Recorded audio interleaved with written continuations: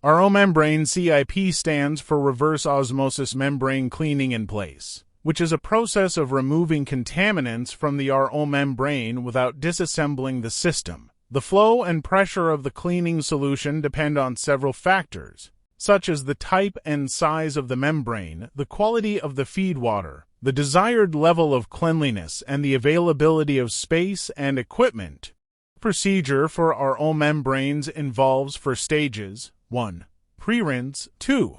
Low pH cleaning followed by rinse. 3. High pH cleaning followed by rinse. 4. Final rinse. When deciding on the flow and pressure for RO membrane CIP, consider the following factors. 1. Manufacturer guidelines. Refer to the manufacturer's guidelines and specifications for the RO membranes. They often provide recommended flow rates and pressures for effective cleaning without causing damage. 2. System design. Consider the design parameters of your RO system.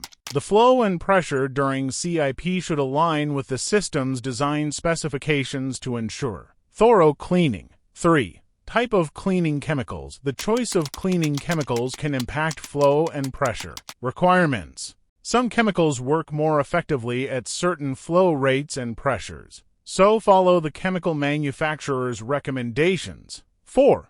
Membrane compatibility. Different RO membranes may have varying tolerance levels for flow rates and pressures during cleaning. Ensure that the selected parameters are compatible with the specific membranes in use. 5. Nature of fouling.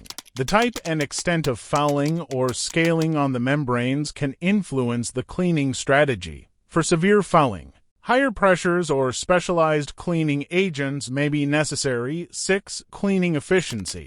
Balancing the flow and pressure is crucial for achieving effective cleaning. Too low of a flow may not remove deposits adequately, while excessively high pressure may damage the membranes. 7. Temperature considerations. Check the recommended temperature for the cleaning solution in some cases. Increasing the temperature can enhance the cleaning process. Ensure that the temperature aligns with the membrane material specifications. 8. Monitoring and adjustments. Monitor the cleaning process closely. If the fouling is not adequately removed, adjustments to the flow and pressure may be needed. Regular system performance monitoring can help optimize cleaning parameters. The flow rate of the cleaning solution should be sufficient to achieve a thorough cleaning of all surfaces and nozzles on the membrane. However, excessive flow rates can cause erosion or abrasion on delicate parts or reduce contact time between the solution and the membrane. Therefore, it is recommended to limit the cleaning flow rates to 2/3 of normal cleaning flow rates. For example,